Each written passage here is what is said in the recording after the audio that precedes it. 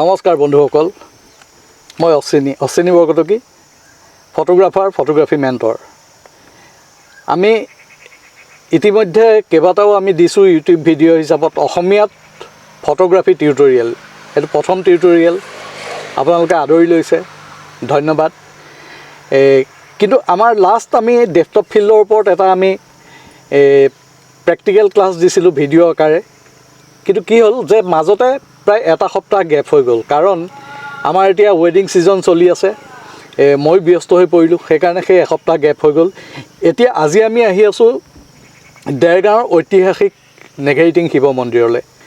মোৰ গুৱাহাটীৰ এজন ক্লায়েণ্টৰ কিছু নেঘেৰিটিং শিৱ মন্দিৰৰ ওপৰত ফটোগ্ৰাফছৰ দৰকাৰ হ'ল, গতিকে তাৰ ফটোগ্ৰাফিখিনি কৰিবৰ কাৰণে আমি আহি আছোঁ। ভাবিলোঁ লগতে এটা নতুন ভিডিঅ' আমি বনাই পেলাওঁ, আৰু আমি মন্দিৰত গৈ পেলাই আমি সেই ভিডিঅ'টোৰ কাম আৰম্ভ কৰিম। আচলতে আমি মেইন এটি ৰোডৰ পৰা আমি বাগানৰ মাজেদি এটা শ্বৰ্টকাট লৈছোঁ, এটা সুন্দৰ পৰিৱেশ। সেই সুন্দৰ পৰিৱেশটো উপভোগ কৰিবৰ কাৰণে আমি শ্বৰ্টকাট লৈছোঁ, আৰু এইফালে চাউণ্ডৰ প্ৰব্লেমটো অলপ কম, কাৰণ আমি এবাৰ চেষ্টা কৰিছিলোঁ এটি ৰোডত, কিন্তু প্ৰচণ্ড জোৰে কিছুমান গাড়ী অহা যোৱা কৰি থকাৰ কাৰণে আমি ব্যৰ্থ হ'লোঁ। গতিকে আমি এই বাগানৰ মাজত আমি এইটো প্ৰথম আৰম্ভণিখিনি কৰিছোঁ। ব'লকচোন আমি শিৱ মন্দিৰলৈ যাওঁ।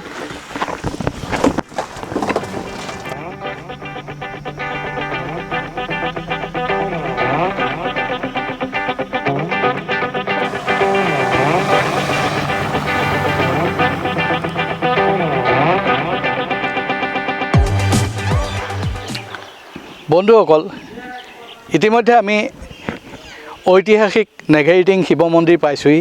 আপোনালোকে মোৰ বেকগ্ৰাউণ্ডত দেখিছে দেৰগাঁৱৰ ঐতিহাসিক নেঘেৰিটিং শিৱ মন্দিৰ।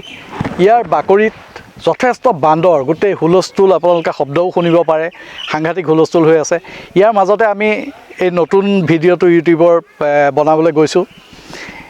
আজি আলোচনা কৰিম আপোনালোকক অট'মোডটোৰ ওপৰত। অট'মোডটো এনেকুৱা এটা মানে কি, মই আপোনালোকক দেখুৱাইছিলোঁ, প্ৰথম মই আৰম্ভ কৰিছিলোঁ যে এক্সপ'জাৰ ট্ৰায়েংগল, 3টা factor, ISO, aperture and shutter speed. তাৰ জৰিয়তে কেনেধৰণে মেনুৱেলি আমাৰ কেমেৰাটো অপাৰেট কৰা হয়। কিন্তু এটা কথা, মেনুৱেল অপাৰেটিং ছিষ্টেমটো এনেকুৱা ধৰণৰ যে কাৰ ৰেচিঙৰ যিবিলাক গাড়ী মাইকেল চুমাখাৰে চলায়, সেইটো আপোনালোকে ধৰি ল'ব পাৰে মেনুৱেল মোড। কিন্তু কথাটো এনেকুৱা নহয় যে তেনেকুৱা মাইকেল চুমাখাৰে চলোৱা ফেৰাৰী তেনেকুৱা ধৰণৰ গাড়ীবোৰেই বনাব। গতিকে সহজ সৰল আমাৰ সাধাৰণ জনজীৱনৰ কাৰণেও গাড়ী কিছুমান তৈয়াৰ কৰা হয়। মাৰুতি তেনেকৈ বিভিন্ন কোম্পেনীয়ে বনায় গাড়ী, আৰু সেইবিলাক সহজভাৱে চলাব পাৰে। তেনেধৰণে কেমেৰাটো অকল ফটোগ্ৰাফাৰৰ কাৰণে বনালে নহ'ব। তেওঁলোকে কোটি কোটি টকা ইনভেষ্ট কৰে ৰিচাৰ্চৰ কাৰণে, গতিকে তেওঁলোকক বিজনেছ লাগিব। সেইকাৰণে কি হৈছে যে মেনুৱেল মোডটো নজনাকৈ, মেনুৱেল মোডটো একদম পিয়'ৰ ফটোগ্ৰাফাৰ্ছৰ বস্তু। বহুত কাজিয়া চলিছে বান্দৰৰ, ঠিক আছে। মেনুৱেল মোডটো পিয়'ৰ ফটোগ্ৰাফাৰ্ছৰ বস্তু। ইয়াত কি হয় যে সাধাৰণৰ কাৰণে এটা DSLR বা এটা মিৰৰলেছ কেমেৰা ল'লে আমি ইমানখিনি নজনাকৈও মেনুৱেল মোড আমি কেনেধৰণে অপাৰেট কৰিব পাৰোঁ, সেইটোৱে হ'ল কেমেৰাত দিয়া অট'মোড। অট'মোডটো বিশেষ একো নাই।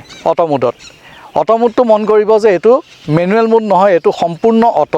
আমাৰ যি 3টা ফেক্টৰ আছে, ISO, aperture and shutter speed, এই 3টাৰে আমি মেনুৱেলি আমি লাইটটো কণ্ট্ৰল কৰোঁ, এক্সপ'জাৰ নিয়ন্ত্ৰণ কৰোঁ।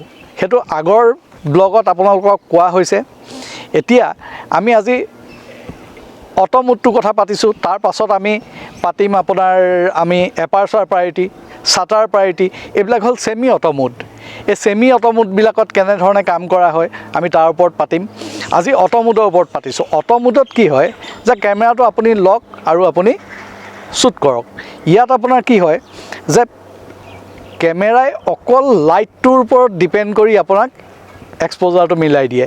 কেমেৰাটোৱে নেজানে যে আপুনি কেনেধৰণৰ ফটোখন বিচাৰিছে। আপুনি পিছফালটো ব্লাৰ বিচাৰিছেনে, পিছফালটো বকে হোৱাটো বিচাৰিছেনে, নে মোমেণ্টটো ফিজ হোৱা বিচাৰিছে, কেমেৰাই সেইটো ডিটেক্ট কৰিব নোৱাৰে। গতিকে কেমেৰাই কি কৰে, প্ৰত্যেক কেমেৰাত এটা লাইট মিটাৰ থাকে। সেই লাইট মিটাৰটোৰ জৰিয়তে কেমেৰাই কি কৰে যে আপোনাক এক্সপ'জাৰটো অট'মেটিকলি ছেট কৰি দিয়ে।